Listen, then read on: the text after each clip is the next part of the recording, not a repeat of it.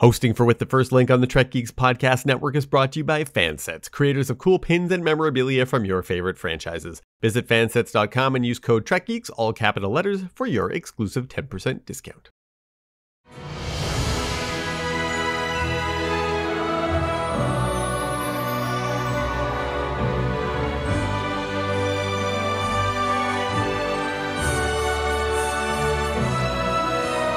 Hello and welcome to With the First Link, the podcast that hopes to make our future as bright and as just as the one that we see in Star Trek: The Next Generation. And we think that one way to do that is to recap and discuss the entire series one episode at a time, doing our best to look at it all through an anti-oppression, pro-diversity, anti-racist lens. I'm Ruthie Samoshi. And I'm Matthew Simone, and today we'll be talking about Q-Who. This episode was written by Maurice Hurley and Melinda M. Snodgrass and directed by Rob Bowman. It first aired on May 6th, 1989. So for today's check-in, we've had a little bit of a break recording. Last episodes we recorded were months ago. Months ago, yeah. Sometimes life happens. Life happens. But yeah, let's actually check in. How are you, Matthew? We finished that fundraiser for Esther. Yes. So thanks to all of you out there who had donated and checked in about it. We raised more than our goal. It's probably getting at least enough funding to keep the school open for another year. So I'm pretty excited about that. That's awesome. And it's cool to see the fandom come together to make real world change happen. And I think that's great. And we need that kind of stuff to be going on in the world right now, because the world sometimes lately has not been that great. Yeah, it can be rough for sure. I don't have an update like that, but I did watch, since recording the last episode, I did watch all of Star Trek Discovery. Yeah. Nice. I enjoyed it. I really liked it, the whole thing. The most recent season was my favorite. With the light glowy aliens outside of the galaxy. Wild. They were fun. I will say one thing that is different about Discovery, different from many other Trek series. I'm not used to so many episodes in a row making me feel like I have to cry. Yeah, there's a lot of feelings. So many feelings. I mean, I'm not complaining. I think it's a really good show. I really like the characters. I like the stories. I have one cool piece of news. Yeah? As you might know, Ruthie, I left my job in student affairs at Simon Fraser University in 2018. Yes, I did know that. To pursue a career in science communication. Yeah. It was kind of a cobbled together career because it was like kind of a bunch of part-time jobs all put together. So working at a planetarium, working at an observatory, writing in a space science magazine, and then working for a local honey producer. It's a lot. And that was my income. But as of December 23rd, I'm now a full-time science communicator at the planetarium. That's amazing. Congratulations. Yes. Oh, that's so exciting. Yes, I got promoted to full-time. That is exciting. I'm excited for you. Yeah. Thank you. You love science communicating. So I'm glad you can do it full-time. It's fun. Yeah, and a lot of that desire to do that came from Star Trek. So thanks, Star Trek. Star Trek. Yeah. Yeah. I love this episode. I've been so excited. Excited we're here. I'm so excited. This is one of my favorites. I'm so glad that we get to do it. I know that we've often been joking about some of the earlier seasons in some of these episodes, and we just kind of have to wade through them. But it's episodes like this that I'm like, oh, but we get to do Q-Who. Also, such a big moment in all of TNG. We should probably let's get into it. We start off actually with what I consider to be a classic scene, which is in engineering between LaForge and Ensign Sonia Gomez. Sonia Gomez. Sonia Gomez comes back in Lower Decks. She's an amazing captain. Hey, I very much relate to Sonia Gomez. If I were to be on the Enterprise, I would be Sonia Gomez. I'd be all like nervous and overeager, but end up just spilling hot chocolate all over Captain Kirk. It is so funny. So first she's like saying please to the replicator, which I actually think is nice. I think that's good. LaForge teases her, but I think that's nice. And then she starts going on about how excited she is to be on the Enterprise for her first assignment. And she cannot stop talking. Like she talks about how much she's talking. And she talks about that so much. Yeah, she reminds me of like when I get into conversations with people about things and I'm like a random tangents. And then I'm always like overeager to please. And then I think I've overstayed my welcome all in one emotion. Do you go through that process out loud though? Or do you kind of keep it in your head? Oh, yeah. And I often do. Actually, I did today. I was in a live stream with a group of astronomy club students. I had realized that I had been answering one of their questions for like 10 minutes and then was like, I'm sorry, I've got it like 3 different tangents, but I think they found it amusing. And in the end, most of the time, I think we just like people for their passions and interests. And that's why we like Selena Gomez so much. Another dimension to Selena Gomez that I can now relate to that I couldn't before. We didn't have like voice activated anything back when this episode came out, but I certainly do sometimes thank Alexa when I ask her to turn on lights and stuff. So I totally think it's nice. I also noticed in, maybe it was the previous episode, Data actually says please when he's talking to the computer.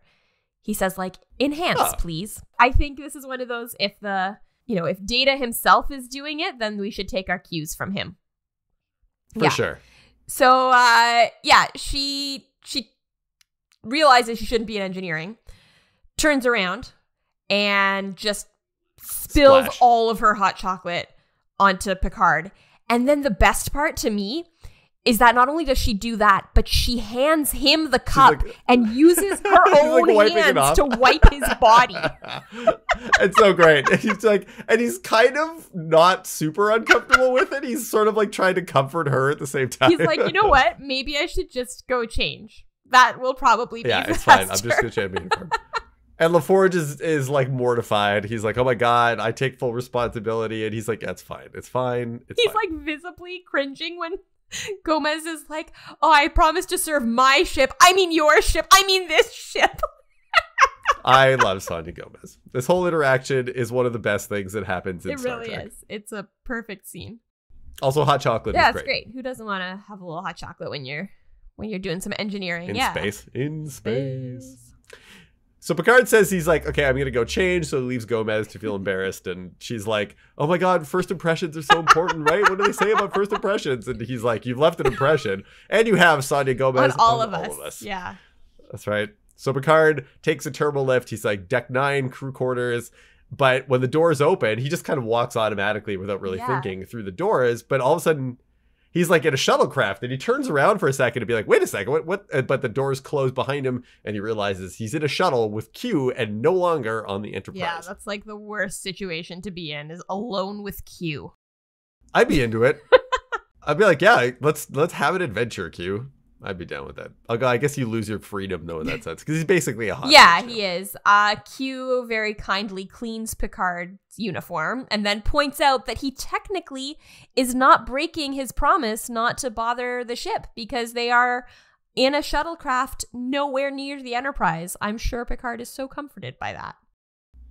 Yeah, he's like one of those crummy genies. Yeah. You know, when you're like, I want to live forever. And he's like, okay. And he turns you into like a piece of coral or whatever. Yeah, like, you know, it's, technically following the rules. That's their introduction. First act. So the show reopens after, and we're in a corridor, and LaForge is telling Gomez that she needs to like slow down. And he's like, you know, just chill out. Let's go to 10 forward. And she's like, I can't do that because I've been under this pressure to be the best, and that's how I get to serve on the Enterprise, because that's what everyone wants to do.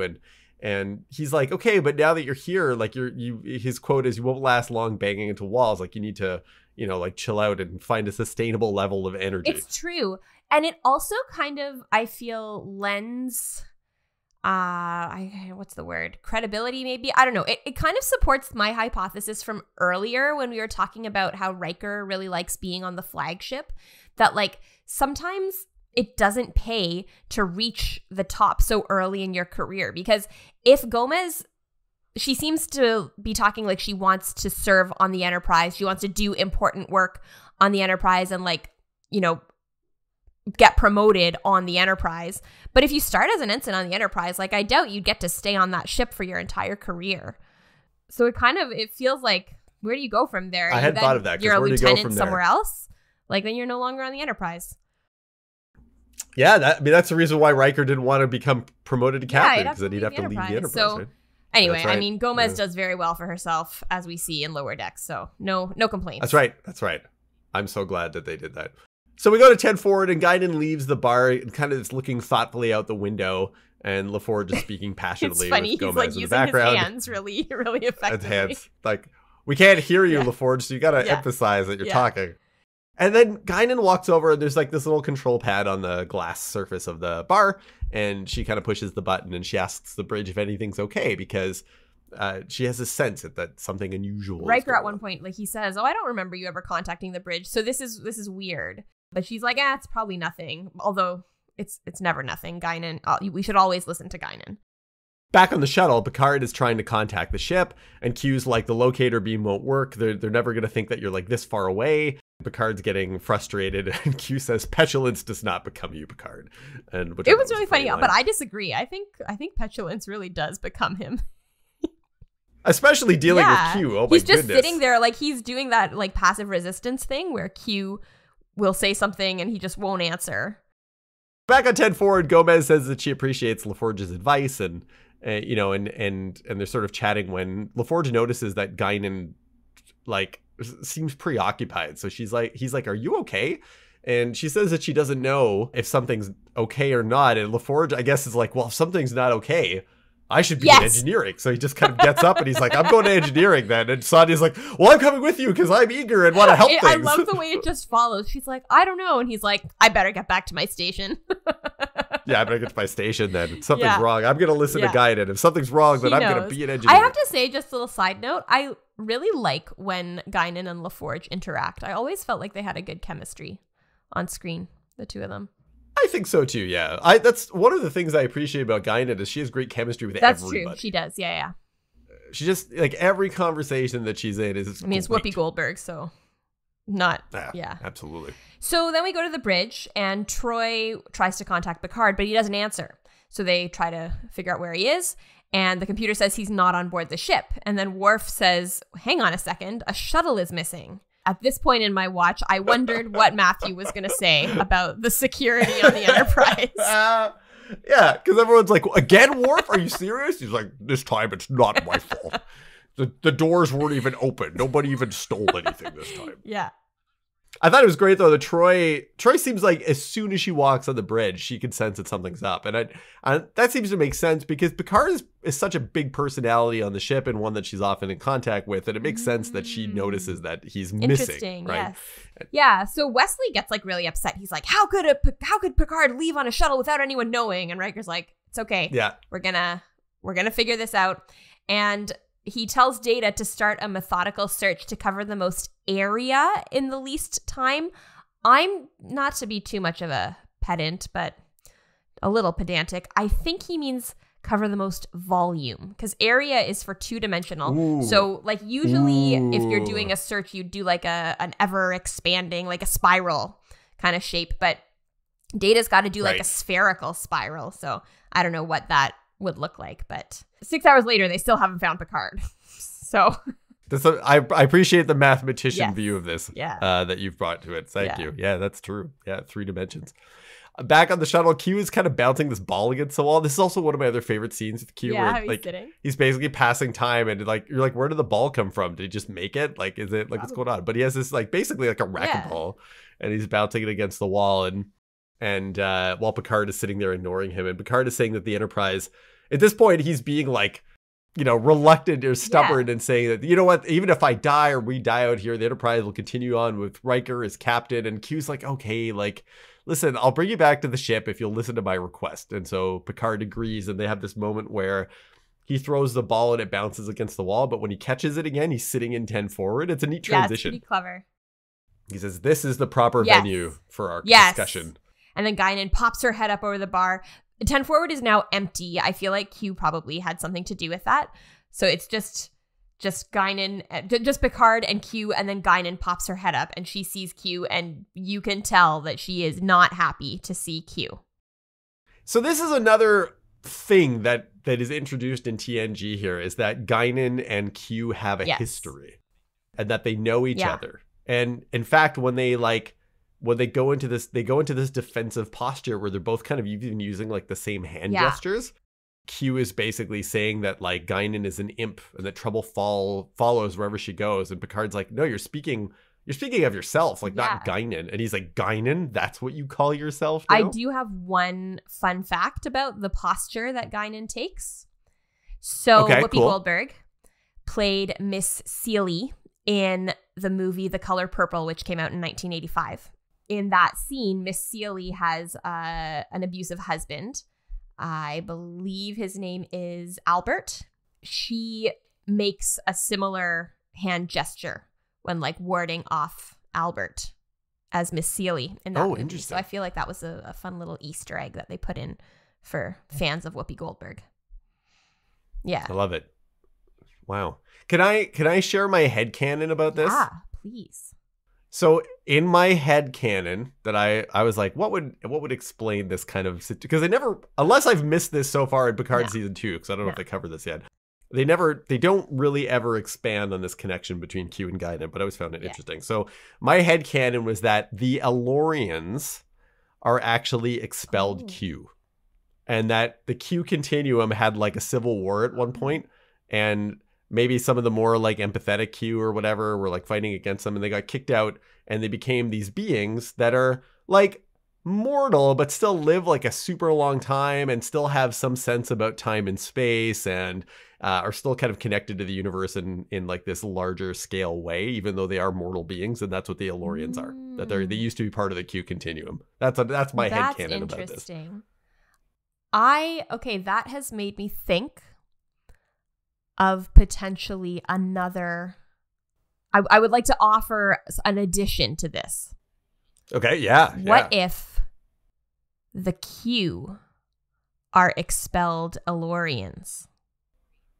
Ooh. So like the Elorians were kind of maybe how we see them now, and then something about, I don't know, some sect decided they wanted to live as Qs and, you know, use their powers in these ways that can disrupt other beings.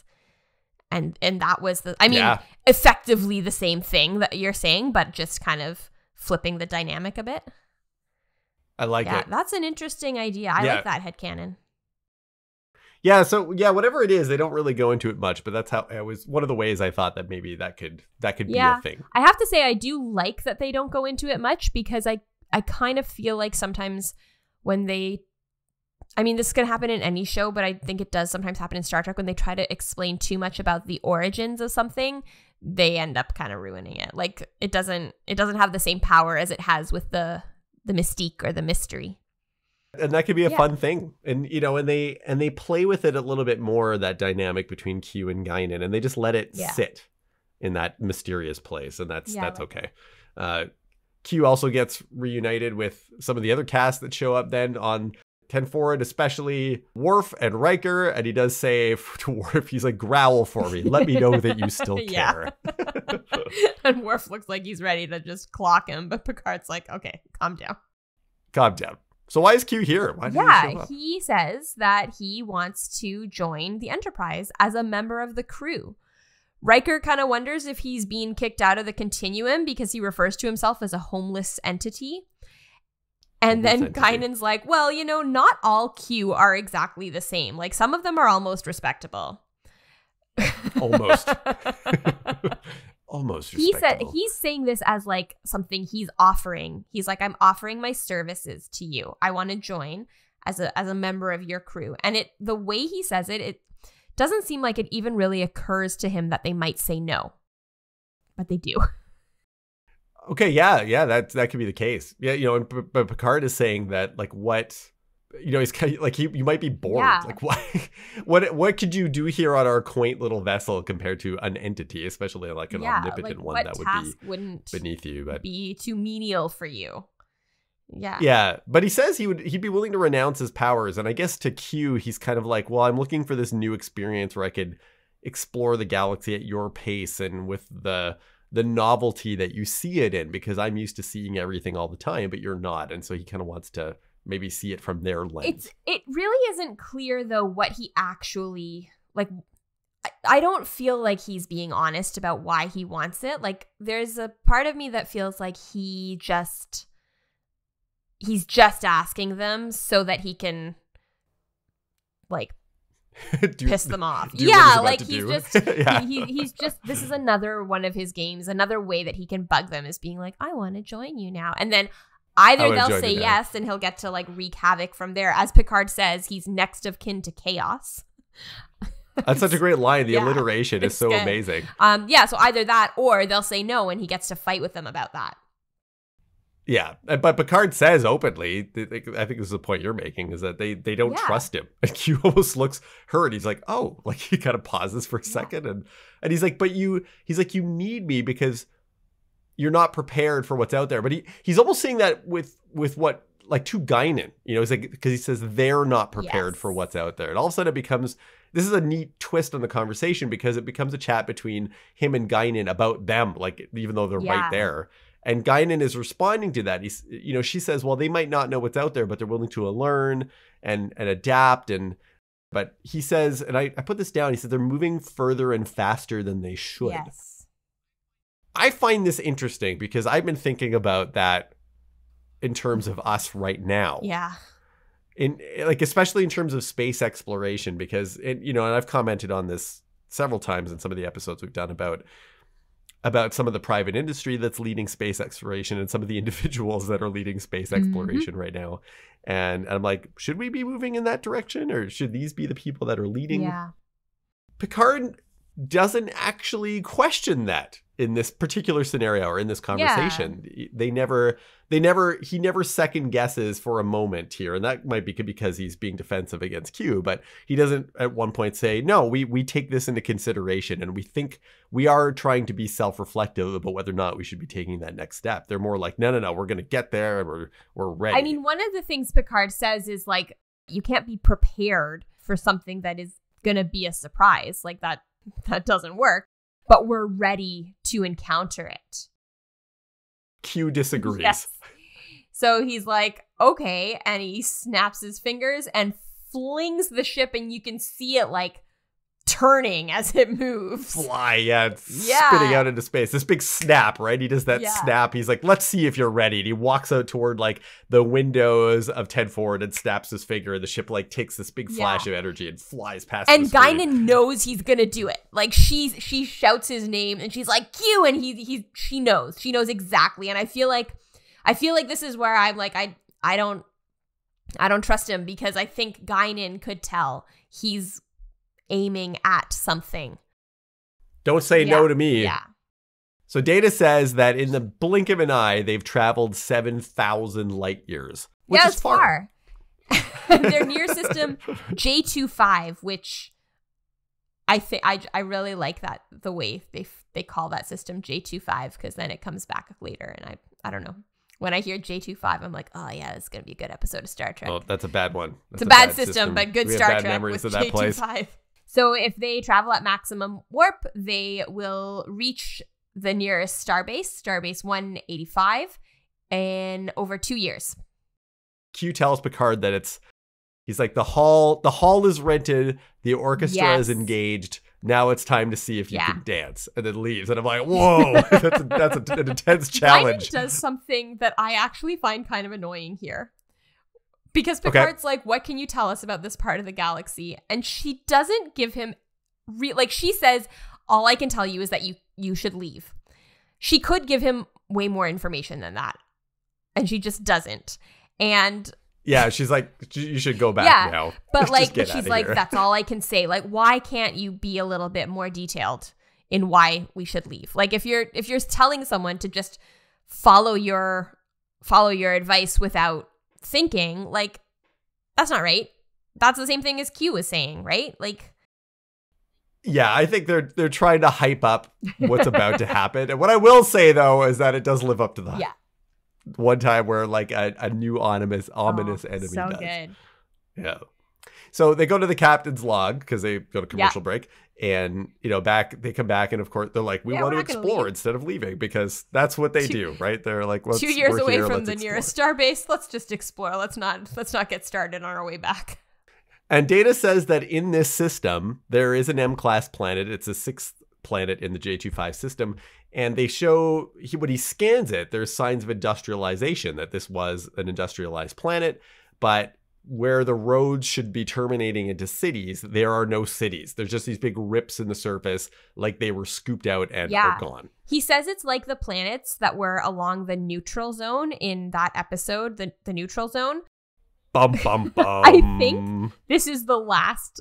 I could be wrong because I didn't even remember this one, but I think this is the last reference to that episode.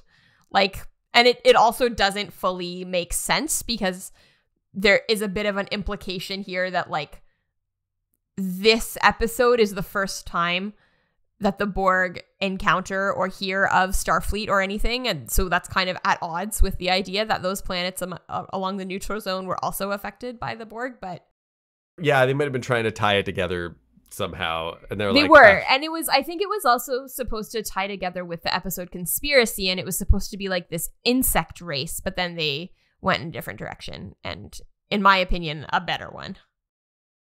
Yeah, I think so as well. So, we don't know if maybe there's some scout ship that's been floating around that's disconnected from the larger ships. We're not really sure, but they were trying to show that there's this connection to neutral zone when the Romulans had shown up. And but what it does appear though is this giant cube, which I think is actually such a brilliant idea. Actually, it goes back to what you just said, right? So you were just talking about like, how do we explore space? It's not area, it's volume, right? And if you're a race of machine beings that are being as efficient as possible about their design, when you're in space, the way to take up the most volume in your ship that's as simple as possible is going to be a cube. And so it's kind of neat that the ship comes and whoever thought of that design, that's brilliant. That's such a neat idea. Also, just as you were saying that, I started to think like, there isn't like an obvious front, so it can just kind of travel in any direction, including like in all three dimensions. Like it doesn't have to turn around. It doesn't have to go up. Like it can go up or down without like changing its orientation. There's no top or bottom or left or right, front, back. It's a cube. It just moves around. It must be now one of the most iconic, scary ship designs in any science fiction. That this Borg cube.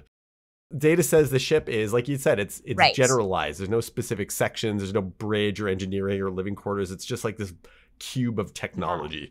Worf says no shields or any recognizable weapons, and they also say there are no life signs, interestingly. And they hail and there's no response. But when you get to these like external shots of the cube, there's that sound, that Borg cube sound. And that as soon as I heard it, I had like chills because it's just this such recognizable sound that gets etched into like Star Trek fandom.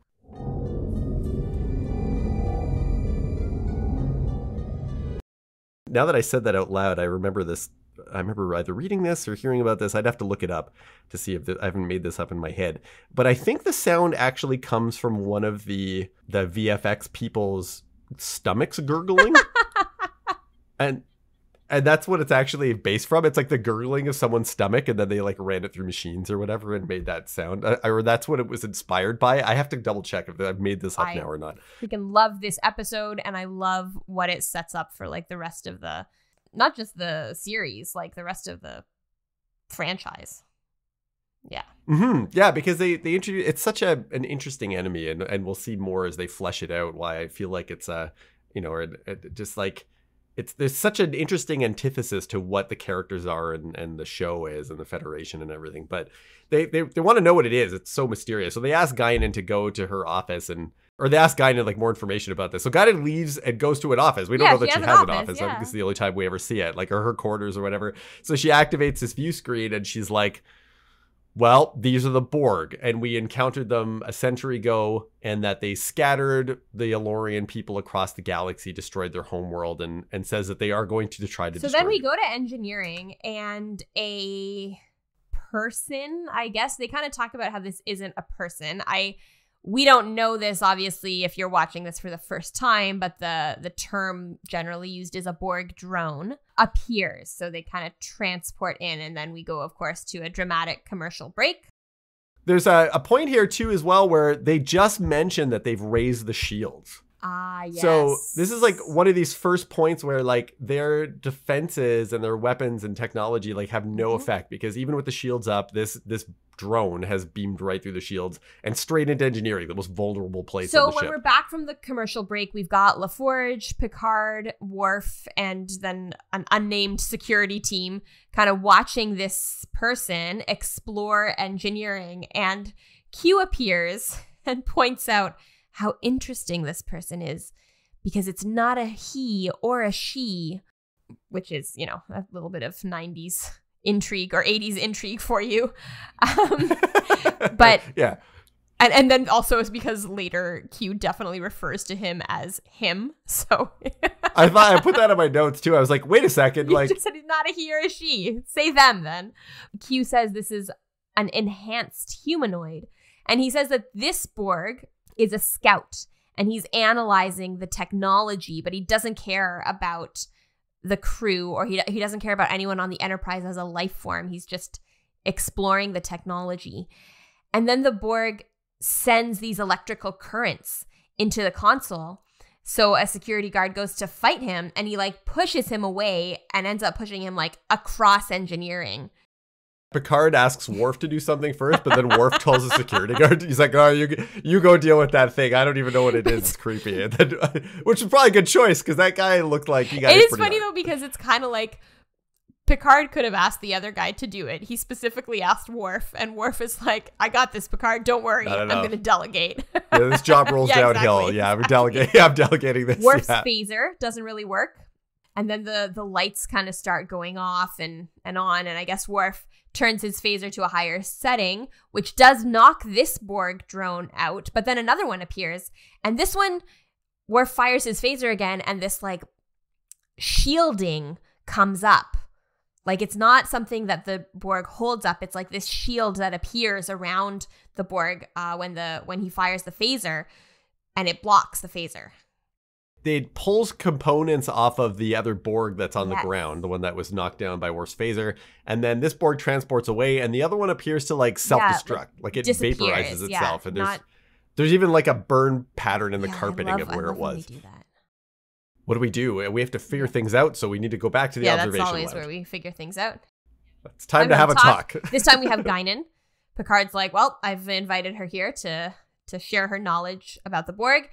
She's our Borg expert. And what she says is, I wasn't there personally, but from what I'm told, they swarmed through our system, and when they left, there was little or nothing left of my people. I like that she used the word swarmed. She's using that. Yeah, that's kind of insect. Because as we find out later, they're like a hive mind, right? So yeah, like it kind of harkens back to insect like.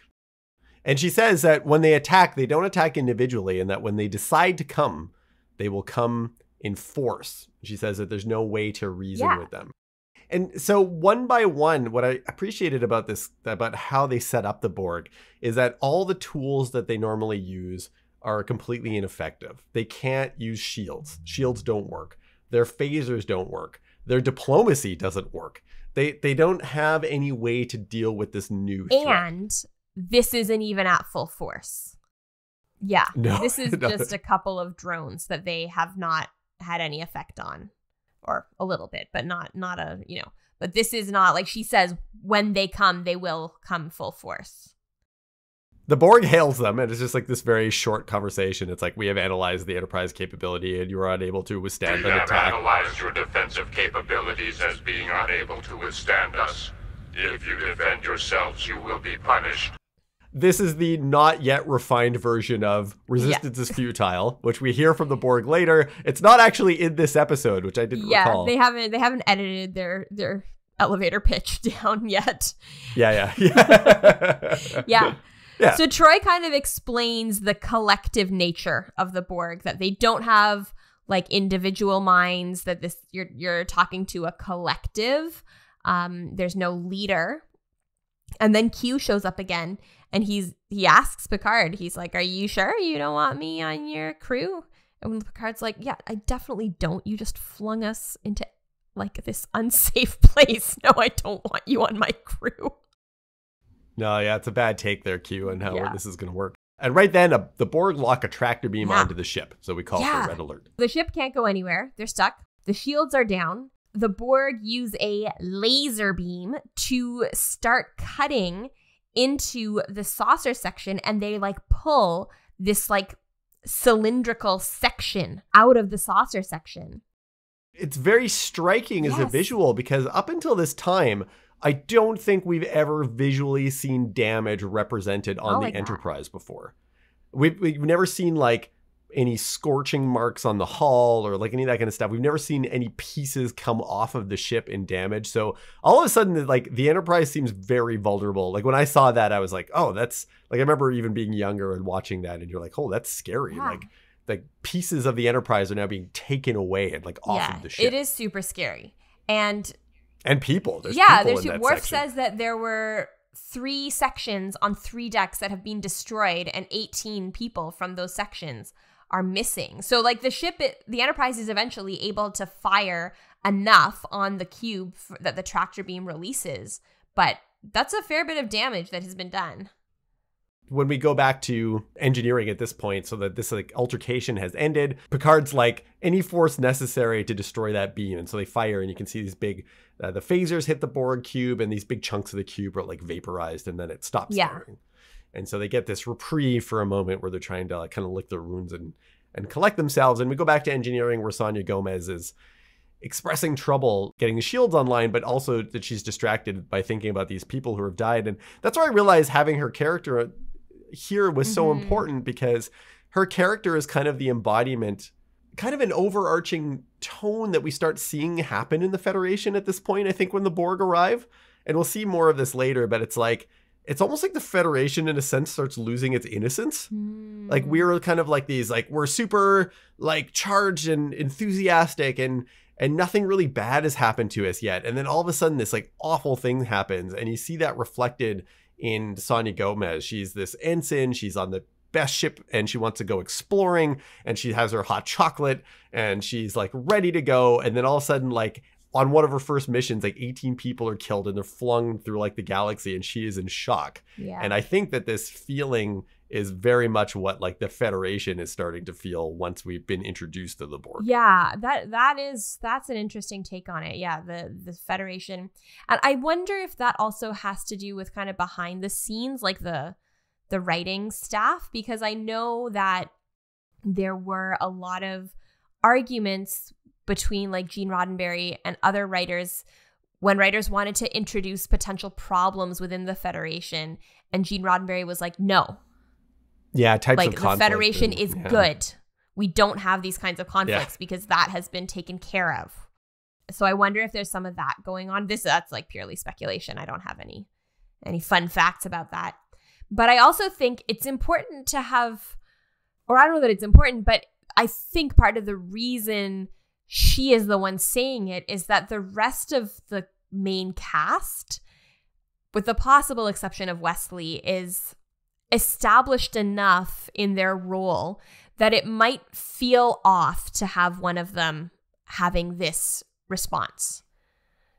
I right? Totally like if Geordi weren't and, able to do his engineering because I think that's exactly why this character is in this episode, as they need someone to have that kind of response, and for it to hit it's sort of like this almost childlike place, wonder and curiosity and this kind of place of innocence. And all of a sudden we have found an enemy that, like Q is saying, he says this earlier, he's like, all you've encountered what so far, the Romulans, the Klingons, he's like, this is nothing compared to what awaits you out there, before he snaps his fingers and sends the ship here. And now this is the impact of that, and it's being expressed through this character. He also says, like, you've met these adversaries who are at your level, but not everyone is at your level. There are people who are far more advanced than you. LaForge needs to get them all. Like he's worried about getting the shields back online. That's their only form of defense. So he tells her, like, listen, we'll have to grieve later, and tries to like sort of shut down that line of thinking. So Picard asks what else Guinan knows.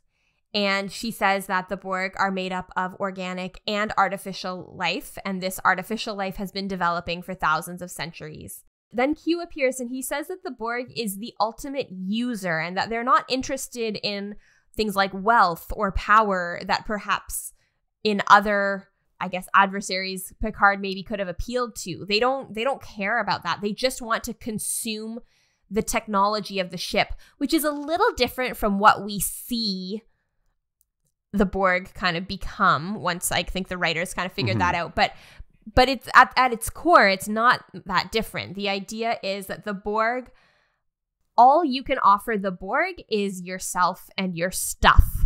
They're not interested in negotiating because they can just take what they want. So why would they negotiate? You have here that there's a nice moment where Picard calms Riker down by putting his hand on his arm.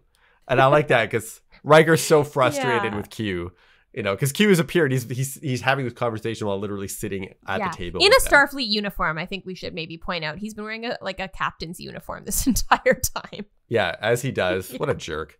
And Picard basically says, please, he's like 18 people have died. We don't know if that's what's happened to them. But he says, please tell us that this is one of your illusions. And that question makes sense because in the past when Q has shown up, we had people like Wesley get stabbed through the back and it ended up being like an illusion. Or he was able to undo all of it. Undo it, yeah. And he says, no, this is as real as your so-called life gets. Chilling. Such a chilling reply. Yeah.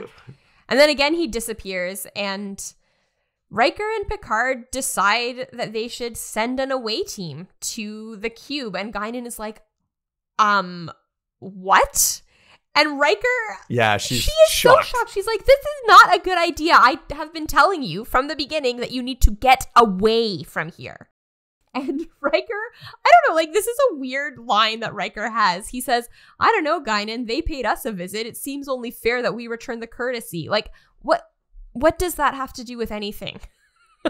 It's not safe. Don't go. Maybe Riker's ego is a little bit hurt here by what's going on. He's like, no. He's like, let's take the fight to them. The warrior's coming out in him. So Riker, Data, and Worf are beaming over, and they think that there are no life signs. So at this point, it seems like maybe the way that their sensors work, they can't distinguish between the individual Borgs and the rest of the technology because they're so integrated into each other. But because when they get there are all of these Borg individuals standing in, individuals maybe isn't the right word, but all of these Borg drones standing in their compartments. And Data kind of speculates that we were looking for individual life signs, but these ones are acting as part of a whole. And they kind of explore and look around, and the Borg totally ignore them. Like even ones that are kind of walking around, they really like pay them no mind. This might be the one time where working with the B-Shop overlaps with Star Trek. But when we were taking apart hives to check them for, like, to explore them. So I got to work with the hives once while I was working at the B-Shop, because normally I'm on the sales side with the honey and stuff. But I did really want to go to see how some of the hives are checked and inspected and stuff. So I went with the manager of the store, the owner of the store, and we went and we took the hives apart. And I had like the headdress on, and he had like all the garb and stuff. And basically, like, if we weren't threatening the bees, we could even be taking apart the racks of the hives to inspect the health of the hive and stuff. And they were fine. Like, they didn't attack at all. Oh, that's interesting. So as long as they have enough food, basically if the bees have enough food and they're not feeling threatened, they won't attack. They're busy doing other stuff. They're like taking care of their hive and everything else. It wasn't until one of the hives was a little bit buzzy. I think it was actually because we had a heat wave recently in Vancouver when this had happened, and they were agitated because of the heat. So when we opened up one of the hives, they did get stung. But until that point, they're focused on other stuff. And that's basically what Data is saying. Data is saying that the cube is regenerating itself. And so basically they're busy doing that. They're not bothering with them because they're trying to fix their ship. And these three people don't pose a threat. So... yeah, they have other things to do. They're based on efficiency. They're like a working machine. Then we get this really cool shot because we're pretty up close and personal with the away team and a few Borg drones. And then it just kind of pans out, and it keeps panning out and keeps panning out and keeps panning out. And we just see how small this one part that we've been looking at is relative to the rest of the cube. Like basically that the cube is just massive. Yeah, I don't know what the dimensions on a Borg cube are. I think it's something like It's 3 kilometers in every dimension. So that's 3 times 3 times 3. So that's 27. 27, yeah. 27 cubic kilometers. Like that's huge. enormous. How long is the Enterprise? Thanks for doing the math on that, because I was struggling for a second. I think the Enterprise is 600 meters long, more or less. Yeah, so way smaller. Yeah, and in some of the shots, you actually see the Enterprise just dwarfed in front of the Borg cube. So it's a neat. I think it's like a matte painting they have in there, but it's a cool shot. Yeah. So then they find the Borg nursery, and I have to say, I feel this is a little intrusive on Riker's part. That he's like opening these drawers that have these baby Borg in them. They're very cute. They've got like tiny little like pieces of plastic just stuck to them while they're like giggling in their little drawers. Giggling, yeah. Yeah, so his interpretation is that the Borg are born as a biological life form, and then they get artificial implants soon after birth. But they don't have a lot of time to explore that because Data realizes that the cube is regenerating and that all of the Borg are using their power to repair the ship, and it could really be ready to go like any minute now. So that's when Picard realizes that they need to get out of there. He tells O'Brien to beam the away team back right away. Hit warp 8, let's get out of here. And as soon as they start moving, there's this neat scene where you see the Enterprise like kind of make a hard right turn, like right in front of the cube and head up in a warp. And the Borg start pursuing immediately. And I love this scene because they really hit on the sense of like relentlessness that the Borg have. They're getting closer and closer. When they zoom in on the ship with the view screen, they can see the Borg ship's hull like just repair. It's like warping itself back together. And it's so cool. At this point, they're very similar to what we saw with that Borg in engineering. The first shot can knock that Borg down. But when Worf fired at it again, it was all of a sudden invulnerable. And we see this now with the ship. So when they hit it the first time with their weapons, they could do damage to it. But now they're firing photon torpedoes, and the torpedoes are basically bouncing off. Like nothing happens. They are traveling at warp 9.5. I think they even go up to 9.65, which I'm pretty sure is the fastest the Enterprise ever travels without like Q or the Traveler interfering. Yeah. So they're freaking fast, and the Borg are still gaining on them. We know that even to get to any help, they'd have to sustain this speed for 2 years to get to even the closest starbase. Cannot. This is actually something I've started to hear people say in the last couple of years, which I actually really like. We can't always operate at full power all the time. The Enterprise can travel at warp 9.65 or whatever. But if it were to do that all the time, it would break. And just like how we as people, maybe we've got some really great capacity, but if we operate at that capacity all the time, we will burn out. You'll burn out. Just like humans, the Enterprise needs rest. So it wouldn't be able to keep this 9.65 warp speed for 2 years to get to Starbase 185. Yeah. The Borg are now firing on the Enterprise. There's the green glow of the bubble of the shields being hit by this energy weapon. But it doesn't damage the ship. It's designed to drain the shields, which I think is actually even more terrifying because they're not trying to kill you. They're trying to consume you. Like they want you. They're not even trying to blow you up. There's something worse that's about to happen to you. Like you said, who knows what happened to those 18 people we don't know. And so Q has this great speech that he gives at this point. You can't outrun them. You can't destroy them. If you damage them, the essence of what they are remains. They regenerate and keep coming. Eventually, you will weaken. Your reserves will be gone. They are relentless. Woof, chilling. It is chilling. So chilling. It's weird how he's kind of lounging on the bridge. Like is that the thing that's on the bridge where Worf stands? The wooden part of the console in the back. He's kind of laying on it or whatever. Yeah. But at this point, when he gives that talk, he's sitting right beside Picard, and he's looking at him from I think he warps Riker out of his own seat or whatever, and he's sitting right beside him. He does a couple like body swaps with Data and then Riker. But he says they are relentless. You cannot do anything about this. The Borg fire again, and the ship loses its shields, and then the last shot knocks out the warp drive, and so they drop to impulse speed. Picard says, well, fire more torpedoes at them. And Data says that without shields at this range, a photon torpedo detonation might destroy us. And we might blow ourselves up with our own weapons. Riker's like, fire them anyway. Fire him anyway. This is it. Yeah. This is our last shot. This is it. At this point, Q swaps places with Data. So Picard is looking at Data, or Q, yeah. Q now, from across the bridge. And he's like, okay, we're about to die. Please end this. You wanted to frighten us? Like, we're frightened. You want us to show that we're inadequate? He's like, for the moment. Qualifies that. He's like, I grant that. He's like, you wanted me to say I need you? He's like, He gets in his you. best, like, theater actor voice. I need you. Then as soon as he says that, as soon as he kind of like admits that, Q snaps his fingers from Data's chair and flings them back to where they were. Yeah. He swaps places with Riker and he commends Picard. He says, that was really big of you to admit that you needed help. Someone else might not have done that. Yeah, he says some men would rather die. And Picard is like, okay, that's great, but I think you could have communicated this without the loss of these 18 people. Q says that it's wondrous out there, but it's not for the timid. He has made his point. No, I think in most episodes, that would be the end of the episode. It's had its like moment. It's like lesson. The ship's flying off, and I was expecting the end credits to pop up, and then I was like, oh, I forgot. There's this debrief moment as well in 10 Forward. Most scenes between Picard and Guinan are amazing. I think these are two of the best actors on the show, and they are both real masters of subtlety, I think.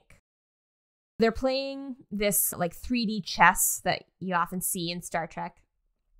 And Guinan says that Q brought them in contact with the Borg much sooner than they should have come in contact. Q basically hit fast forward. She says maybe one day it might be possible to establish some kind of relationship with them, but right now they just see your ship as raw material. And then there's this great moment. She says, since they're aware of your existence, and then there's just a long pause where you see the realization on Picard's face. And then eventually he says, they will be coming. Now they know about us. Q got us out of that, but now they'll be coming for us. Knowing what happens in Star Trek, this has a lot more meaning than when they sent the signal, the alien bug thing sent that signal into at the end of like season 1 or whatever, because we know that there actually is going to be a follow-up on this one. No, I think that was what this was supposed to lead into this, but then they took this in like I said, a better direction. Yeah, like we're going to make up for the bug one. These are the actual new bad guys. So you're like, oh, okay. Picard wonders if Starfleet maybe needed a kick in our complacency to prepare us for what lies ahead. It's kind of like what you were saying, that the Starfleet is sort of losing its innocence here. They can't just be these sort of like idealistic, wide-eyed explorers, that they have to be aware of the potential for danger. The writing in Star Trek seems to go back and forth between like sort of even with the uniforms, you can see it. So like in Star Trek, the motion picture, which is much more like a kind of exploring the mysterious science fiction adventure, the uniforms are even in that movie a lot more like these ones. They're kind of like these one piece, like unitard, we're these explorers. But then when Star Trek 2 rolls around, we're dealing with like super weapons and con, and everyone's in these more naval uniforms. Like Starfleet's a lot more militarized in those movies.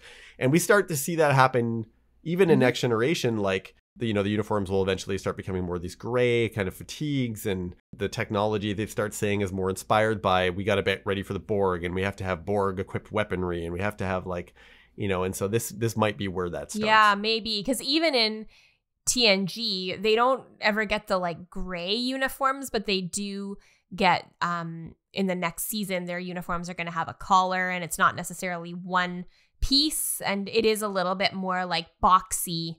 Not like a onesie that's basically just like the shape of your body. Whatever shape your body is, that's the shape of the uniform. With this one, it's a little, it becomes more structured. It's more structured. And when those gray uniforms finally are introduced, they are introduced in a movie when the Borg return. Darker Federation. More traumatized Federation. It's a fighting uniform, because it's also like what they wear at the end of Deep Space Nine, where there's a lot of fighting. Yeah. Yeah. That's the episode. Yeah. And then there's like a little moment where he makes a move on the chessboard, and I guess it's like to show that he won because he and Guinan kind of share a little smile, but it's really unclear because I don't play 3D chess. So apparently there are actual rules for it. I believe it. Yeah. You could buy 3D chess boards, and apparently there are real rules. I don't know if they were made up at this point yet, but maybe if anyone knows whether or not that's an actual winning move on 3D chess, let us know. Final thoughts on this one, Matthew? Anything you haven't said that you want to say? I love this episode. This is, I think, TNG starting to grow up. It's grappling with these difficult themes. I don't want to get into it too much about the Borg, because we're going to see them also evolve more as an enemy. I think they're really well designed in terms of an adversary, not only to the Federation and its values and what it stands for, but also directly to Picard and his values and what he stands for, which is why the next season and what happens in that season is even that much more meaningful. Absolutely. I sort of broke my rule so back when we were planning on recording this episode a few months ago, I broke my rule because I haven't been watching TNG except for like the episode that we're going to record. And then after watching this episode, I was like, I have to watch the next episode where we see the Borg. And I did. And then I watched a total of 3 episodes because the one after that one is also very good. Yes. I just had to. Yeah. I had to see the next Borg episode because it's so good. Nice.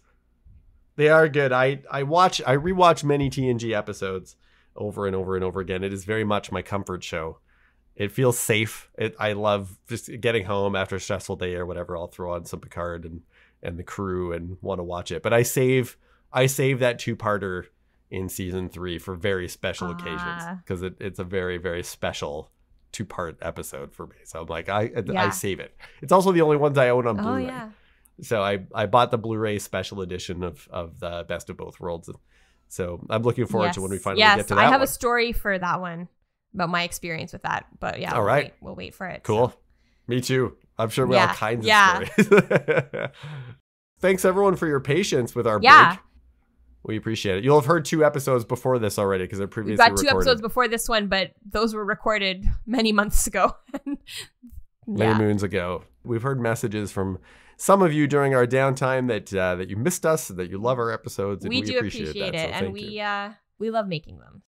We do, and we love knowing that there's people out there listening to us and going on our adventures, listening and watching their adventures out there in the 24th century. And so thanks so much for listening to this particular episode of With the First Link. If you liked what you heard, please feel free to leave us a 5-star rating and a review on Apple Podcasts or your podcast provider of choice. Our cover art was created by Nathan Nunn, and you can find more of his work at nathannunn.ca. Our theme song is An Amazing Adventure by Flame Lion Studio. You can follow us on Instagram and on Twitter at FirstLinkPod, or send us an email at firstlinkpod@gmail.com. Tell us what you think of this episode, what you think of this villain, which episodes and villains really speak to you. Yeah, we'd love to hear it. I'm Ruthie. And I'm Matthew, and remember, if you need to make a first impression on a new supervisor, you can always do it with a hot drink. Maybe just don't make that impression literally on them.